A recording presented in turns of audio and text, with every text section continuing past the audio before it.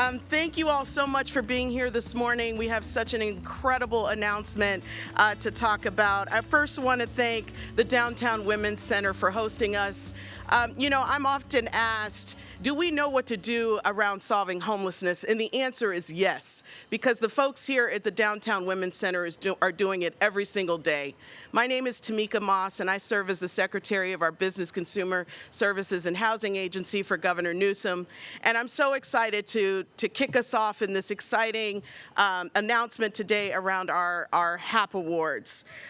We have some incredible partners all across the state who are doing the hard work every day of looking to resolve and address homelessness in our communities. And today, our Homelessness Housing Assistance Prevention Program, or HAP, we are acknowledging 36 communities across the state, 100 plus communities coming together as a region to figure out what can they do to address the homelessness crisis in their community. As of today, we have awarded more than $800 million across the state in our HAP program to address this crisis. Can we just pause on that? Resources that are critical to what communities need to address this challenge in their communities. And these grants exemplify not just resources, but partnerships. Our cities, our counties, our continuums of care, the state, local government, everyone needs to come together in order to address this challenge. And that's what we have today. You know, when I think about before I was appointed to this position as secretary, I worked in communities in the Bay Area. And when we think about what do we need in order to really tackle this crisis, it's each and every one of us doing our part, being accountable for the outcomes that our community expects. And this round of our HAP funding, round 5, has increased accountability metrics, supports for local jurisdictions to do more, to really figure out how do we arrest this crisis once and for all. I'm really thrilled to be here in Los Angeles, and I want to just acknowledge the hard work that this city and county is doing. For every person housed in Los Angeles, there are 207 people housed in Los Angeles every day.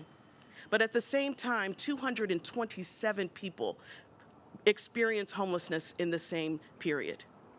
So unless we figure out solutions to address that challenge, we are never going to get where we need to be. And these resources, paired with our encampment resolution grants, our Prop 1 dollars, all of those resources and the administration's commitment to working with communities is how we're going to get here. So thank you all so much for being here. We have an amazing group of speakers lined up. It's my pleasure to invite Mi Young up to the stage from the Downtown Women's Center. Thank you all so much for being here.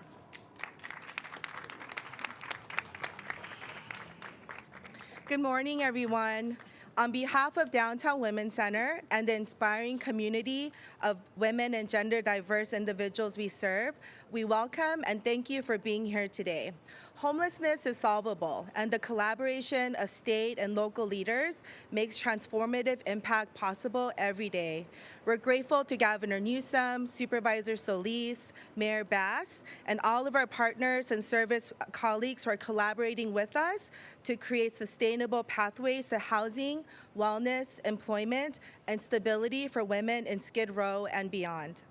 At the Downtown Women's Center, we prioritize holistic, trauma-informed, and culturally responsive services that foster trust and choice.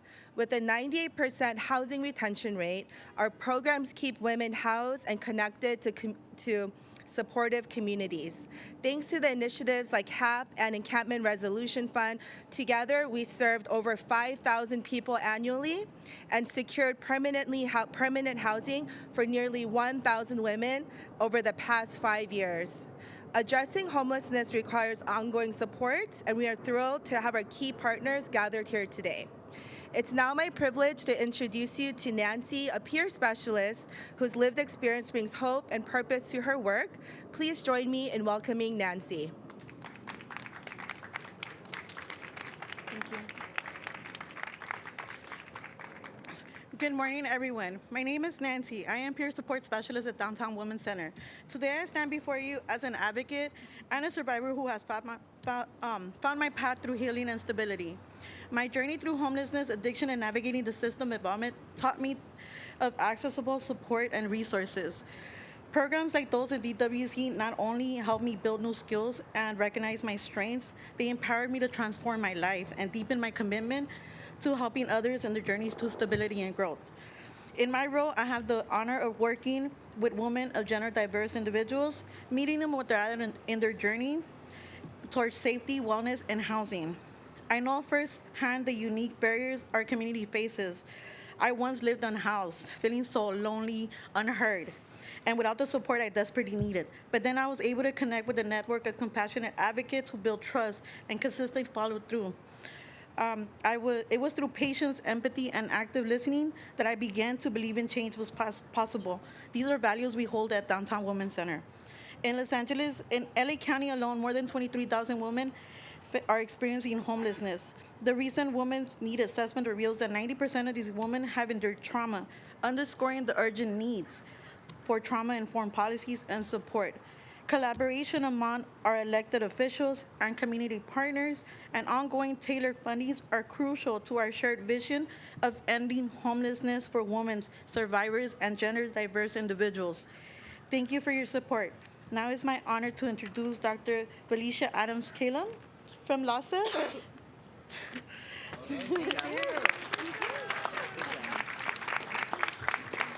Thank you, Nancy. Good morning, everyone. I'm happy to be here to express our gratitude to Governor Gavin Newsom and the state of California for their continued support of our region's work through Round 5 of homeless housing assistance and prevention funding. HAP calls for collaboration at all levels between providers, state, local, and federal agencies. That alignment is key. Only by working together, as Nancy said, can we move people from the streets to permanent housing. And we must do it quickly to end this humanitarian crisis. LA County has taken the collaborative mindset to heart.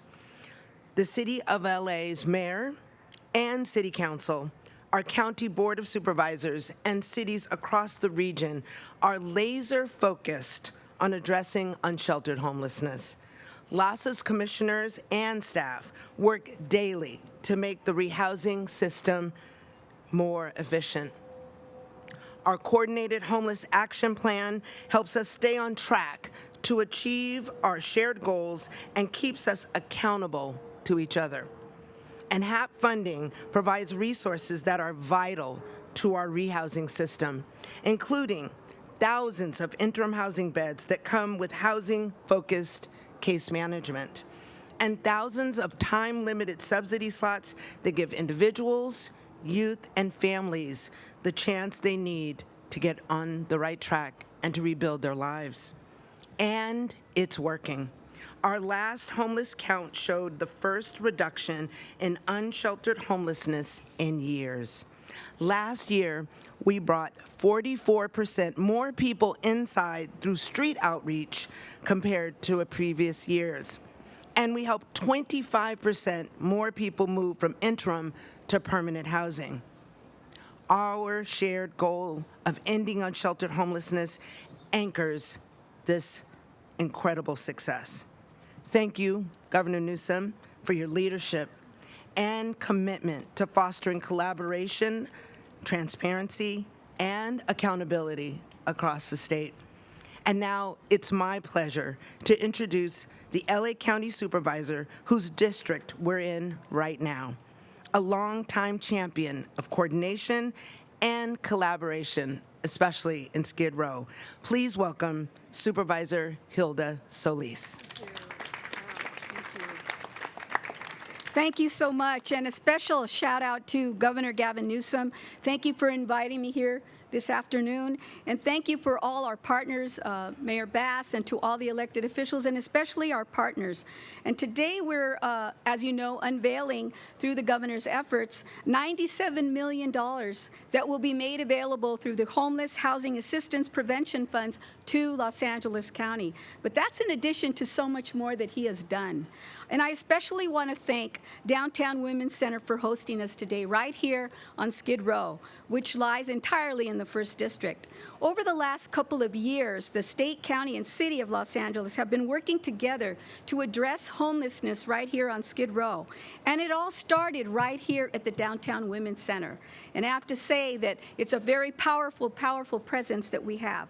A couple of years ago, the Downtown Women's Center approached me with the plan to house every woman on Skid Row. Since then, I've been working with the City of Los Angeles, LASA, and the state, our governor's office, to implement the Every Woman Housed plan. We received $14 million in state encampment resolution funds, particularly to implement this program. And I've also committed an additional $3 million from my own discretionary funds to support the Downtown Women's Center in their projects. Since the launch of Every Woman Housed program since 2021, 453 women have been placed in permanent housing, and another 737 found interim housing. This has contributed, as you heard earlier, as a 42% drop in unsheltered women right here in Skid Row from 2022 to 2024. In addition, the Every Woman Housed plan that we are implementing here also complements our Skid Row Action Plan. The Skid Row Action Plan also received $60 million in the state through Governor Gavin Newsom's Encampment Resolution Fund. Thank you again, Gavin Newsom. With these funds, we've been able to move nearly 2,000 Skid Row residents into interim housing and almost 1,000 found permanent housing. We're also working with the City of Los Angeles, the mayor, to support Skid Row residents in the Mayfair Hotel, which the city, through her efforts, just opened and repurchased. The county has committed nearly $5 million annually to provide enhanced behavioral health services for residents living there. These results show up, and we can accomplish this and continue because of strong partnerships and our cross-jurisdictional supports. And I have been an advocate, as many of you know, for smaller cities. I represent a large portion of the San Gabriel Valley, and I'm happy to say that they too have benefited from the state HAP funds. And I especially want to call out Baldwin Park, Montebello, Pomona, and even the city of El Monte, who have collaborated with us, because we know that it doesn't just stop right here in the city boundaries of Los Angeles, but it goes far beyond that. That's why we are all working together. The governor has really shown us clear how important it is to collaborate in this partnership with our cities, with our local COGs, and with all of our partners, including Mayor Bass. And with that, I am pleased and honored to welcome my friend, the mayor of Los Angeles, Mayor Karen Bass. Thank you.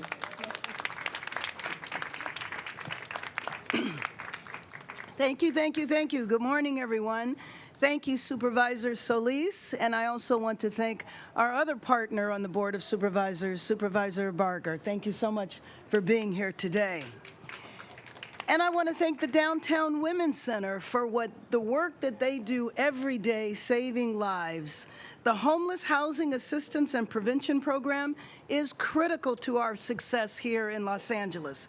That funding has helped us to get to the point where we can announce for the first time in years, homelessness is down. That's right. Round of applause for that. The only way we can show results is through a comprehensive approach. Groups like the Downtown Women's Center work to rapidly rehouse Angelenos and provide comprehensive services. I was just at an Inside Safe operation this morning in the Pico Union area where we were working on tents as well as RVs and moving people off the streets and inside. So we housed this morning more than 30 Angelenos. As we've gone about this work, we know that the system is complex. We know that there's many areas of dysfunction, and one of the historic areas of dysfunction was bickering and finger-pointing between different levels of government.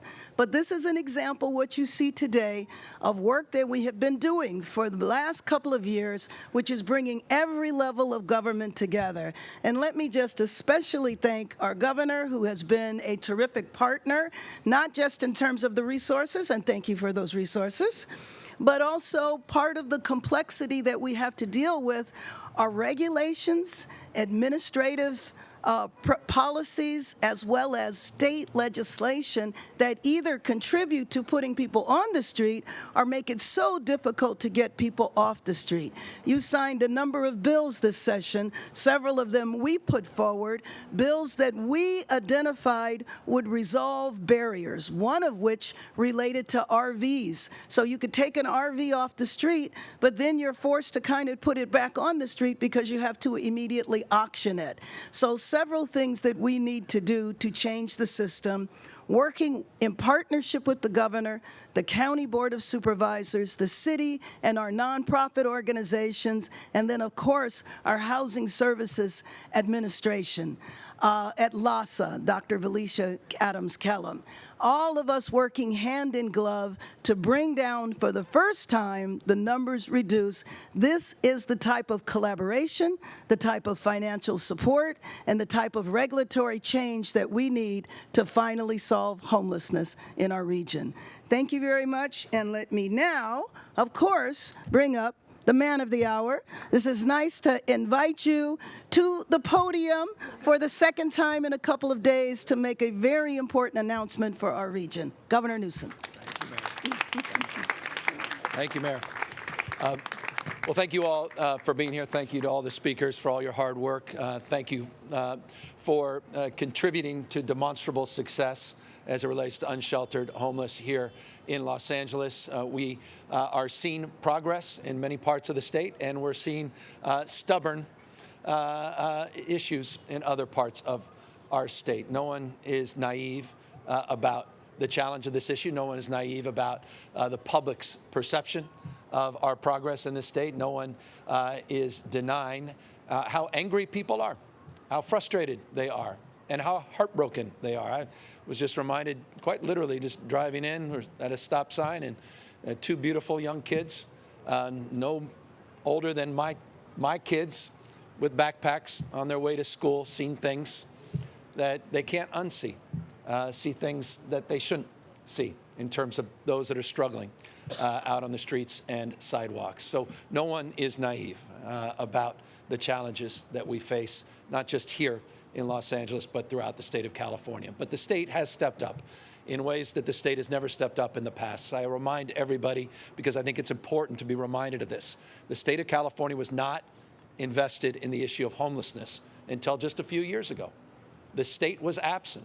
When I was mayor of San Francisco, the state offered no measurable support to address the crisis of homelessness that has persisted for decades and decades here in our great state. It wasn't till the last term, or rather year, of Governor Brown that there was pressure coming from what we referred to at the time as the Big 13 mayors. And they demanded the state appropriate resources. That's the framework of the announcement we're making today. They created a program that has become what we refer to as this HAP program. They put about $500 million up with no accountability, no expectations. It was just money to go to the cities and counties and these regional agencies we call COCs. Since then, we have significantly increased the investments, but we've also increased the accountability, transparency, and the expectations. And so what we want to advance today for your consideration as we announce the distribution of $827 million to 37 jurisdictions throughout the state of California, including not just LA City and LA County, $160 million to the city, $97 million to the county, but also to the CACs that include Pasadena, include Long Beach, and include Glendale. A regional framework where there was a memorandum of understanding, a contract that was established and formed before the application was turned in. An expectation of roles and responsibility and relationships between the city and counties, these larger COCs and the smaller COCs. A framework of expectation and reporting that would no longer be put at a quarterly or biannual basis, but at a monthly basis. An expectation that the rules and regulations that are well established in contract templates throughout this state as it relates to being in compliance with state rules, housing rules, particularly housing element, that they were component parts of the renewed expectation. A different framework of engagement at all levels of government. That's exactly what the mayor was just expressing. It's exactly what the supervisor was just expressing, a need and desire to move away from the finger pointing and the jawboning to a relationship of accountability. Everybody is accountable. No one should be immune to any accountability. And that's why we've also stepped up our efforts to enforce that accountability. Ask my friends in Norwalk. Ask our friends in Huntington Beach. And the way we've done that as well is we've reorganized our delivery system through the work Tamika's doing and what we refer to as HCD. They do grants. They do them well. They're approximate. They're adjacent. They're accountable to this new housing accountability unit where we just brought in homelessness into the accountability frame. Therein lies the why Norwalk. They were the first as it relates to that framework of accountability, as was Huntington Beach as it relates to being the first as it relates to the housing accountability, in order not just to incentivize good behavior, but to disincentivize bad behavior. And I say this with love and admiration as a former supervisor and mayor. It's not the state's job to realize the state's vision. The state vision is realized locally. Localism is determinative. It is bottom up, not top down. And that's incredibly important. The state's role and responsibility is to support those efforts, to clear all of those hurdles and all of the challenges, and that's what the mayor was just referring to in a number of efforts that she initiated and sponsored that we enthusiastically supported, and to continue to iterate in the spirit that defines the crisis at hand. And that's the final point I want to make. This is a crisis, and it requires a crisis mindset. We can't conduct business as usual. People are dying on our watch. These kids are struggling and suffering. Seniors, Hilda and I were just talking about how many more seniors we're seeing out on the street. That's not who we are, and it's not what we should be. And we are committed to doing more and doing better. But we're also, in the spirit that defines this moment, also committed to highlight excellence. And I'm honored to be back here. I've had the privilege of sneaking in here on my little walks in Skid Row to see how this remarkable facility and organization is doing. I know a lot of your private funders. I want to thank them. It's not just the state and city and county that are supporting and some of the federal money, but a lot of folks individually and entities, corporations that have been supporting your work. And it goes to the spirit of what Tamika said. This can be solved. Don't fall prey to the cynicism. Don't. I mean, there's just tens of thousands of people, tens of thousands that are evidence that prove your cynicism wrong.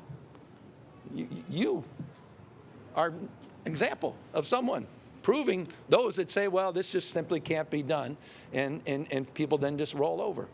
But we recognize the scale of it. And so this $827 million, these 37 grants, by the way, there's 5 more pending, with a higher level of accountability, Orange County, Anaheim, pending, higher level of accountability and scrutiny.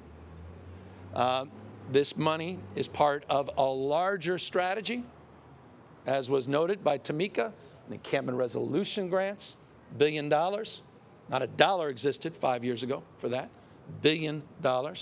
That's to resolve the underlying issues of encampments, not just to remove them out of sight, out of mind, but to create connections. And today we're also announcing a new framework as it relates to an executive order I did a number of months ago, you may recall, around accountability and enforcement as it relates to what's going on with encampments. We also now have a new template that we put out as it relates to prioritization of encampments, health and safety, 48-hour notification minimum, and expectations as it relates to service connections as well. So that's the broad strokes of what we're advancing here today. And final point, when we open up to questions, this is the 5th round of HAP funding. The 6th round was approved just in June. That's money that will come later, another $1 billion of investment that we will make.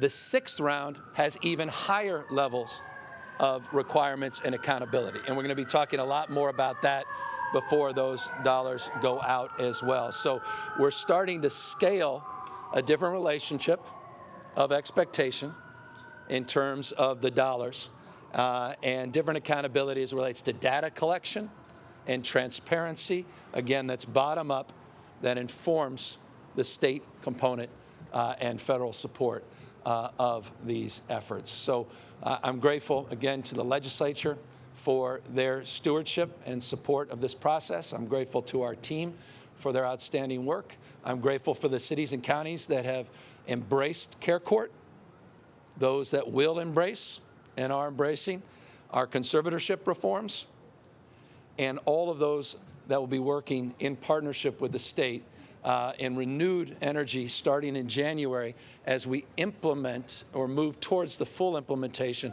of the Mental Health Services Act reform, which will fully go into effect in July of 2025. That will flood the zone in terms of prevention dollars and housing dollars to address exactly what Tamika was saying around stabilizing populations as opposed to being on the back end as it relates to a rapid response to the issues, affordability, mental health, drug addiction, and the like. So again, gratitude to the mayor, her partnership, gratitude to the Board of Supervisors for their partnership, the spirit that brings us together.